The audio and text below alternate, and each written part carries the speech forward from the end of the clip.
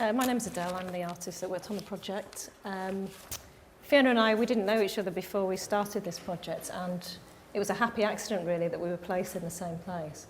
And we found that we had very similar interests, and we really believed in art and ecology and arts for the environment. And we were placed in a foundation called Naturalia 21, and that is based on the Isla de la Cartua. So just a little bit of information about the Cartua, the island. This is the home of the Expo of '92, and it has an eclectic mix of Mudajar tiling, old monasteries, art centres, graffiti, and various weird and wonderful pieces of architecture. And the Naturalia Foundation specialised in creating the gardens Guadalaquiva, the river there that you can see that stretches on for miles, and introduced and preserved several planting schemes, particularly related to the South Americas.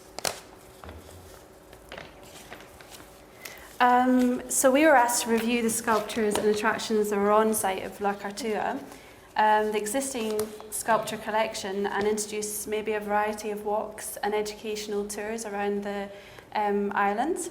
So the island itself from the '92 Expo is really derelict. There's a lot of sort of non-spaces on the island, even though there's kind of sort of big sort of offices in the old sort of exhibition centres, and sort of it's a big technology hub there. But the existing sculpture trail itself is sort of nondescript. They're there, but they're very broken. For the likes of Stephen Balcano's sculpture, I think it's been nicked. It was possibly chainsawed down, which, you know, happens in this country too with Barbara Hepworth, but it's a bit of a shame. Anish Kapoor's was bulldozed down for a car park. Again, possibly not a shame considering them. But as it's the age of biodiversity, we began to look at the importance of the green spaces that are on the island itself and in the city of Seville. So we began to look at urban spaces and species movement. We propose a tourist trail which is mapped by wayfinding signs, access points, bee lines, bee houses, promoting the importance of the biodiversity and the dynamics of pollen. By creating a master plan of La Cartua, we discovered the key areas for newly proposed green sites and potential access routes. We wanted to create new and refreshed links with the city by proposing green links and investigating the old and new architecture, including the ceramics of Triana.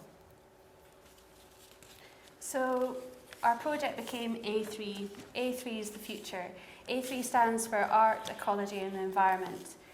By combining art, ecology and the environment, we feel we can approach it with an interdisciplinary approach through artists, scientists, industrialists. We can change the way we educate and promote biodiversity. This is the art plan scheme, which demonstrates how we mapped the locations and brought all the areas together with the installation of the wayfinding system, and which consists of floor tiles with designs influenced by the pollen grain and placed at strategic points around the island. You can see them there in blue, they're the blue squares. And also we propose new sculptures to include bee houses, pollen grain seating, access points containing QR codes, and bee lines connected into the green corridor. So to do this, we looked at the pollen grain. And to do this, we made connections with Cordoba University's plant department. We had an amazing 3 days there, and they put aside all this time to educate us. And we had an afternoon of pollen microscopy, which was really interesting and really sort of very hard to pick up in one afternoon, but there was a lot of information to take in. So we started off by looking at the pollen grains, and Adele took photographs, and we started sketching them up. So the pollen trail took the form of the pollen grains that we've been taking the samples from the site of La Cartua.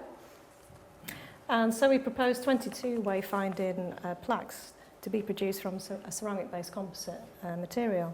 And the wayfinding system demonstrates the simplest form of movement within biodiversity, which of course is the pollen grain.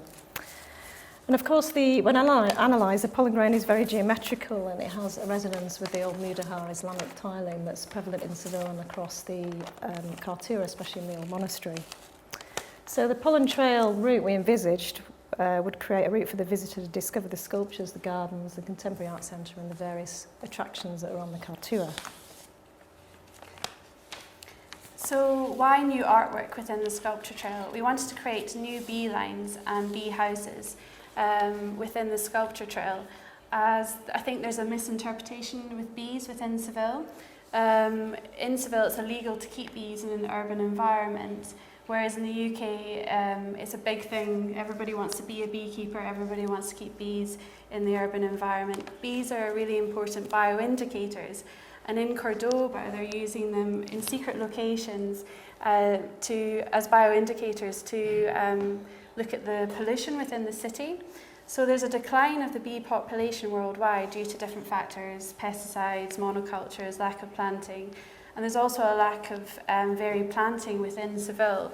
However, if you leave Seville, 5 minutes on your bicycle, you go along the Guadalquivir, there's an amazing amount of flowers growing along there. I was there for 3 months, and every time I cycled back home to Helvez, there was just different planting schemes every week because everything was coming up and growing. It would put Piet Oldhoff to shame. So why they don't have these in the city is beyond me, and it would create these amazing bee lines and introduce biodiversity to the city. So we hope that the proposal promotes the integration of bee lines in cities and buffer zones in agricultural zones across and around Seville. Also within the Cartua, there's a main route that actually divides the Cartua. So it separates the Naturalia, the American Gardens and the Guadalquivir Gardens and the river from the old pavilions and the Contemporary Art Centre. And also these sides are not really visible because you've got lots of railings and things like that. So we really wanted to indicate to the visitor that that was the way to follow the route around. So we proposed El Grano de Pollen, which is a sculpture, and also a piece of seating. And the geometric tile, of course, reflects the daisy pollen grain and the history of the tiles within Seville. And finally, we proposed a nature reserve to the north of La Cartua, which would be on the urban fringe of the city. We designed it on living landscape principles. Living landscape principles look at connecting green spaces together. So rather than having distributed green spaces, you look at what flora and fauna are existing within each space. So say you've got a butterfly in one green space, how you could plant an avenue of trees that would link it to another. So with our nature reserve, we looked at the surrounding biosphere sites, the Doñana National Park, and the migratory routes around Seville, and what species might be flying past or what species of planting we could put in to promote a nature reserve within the city. It would also create an education centre for the city so people could go there, learn about wildlife, go and look in hives, look at birds, whereas at the moment they're tending to go to, if you look at the map on the left, to Doñana, which is south of Seville, whereas why not have it on the edge of your city? It would also create a perfect space for an artist in residence programme. So you've got artists working with rangers on site to create pieces of artwork that would then link in to our sculpture trail.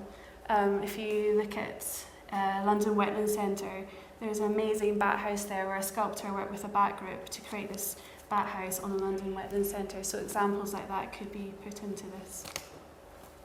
Okay. And the final one. And there we are enjoying the civilian sunshine in the winter.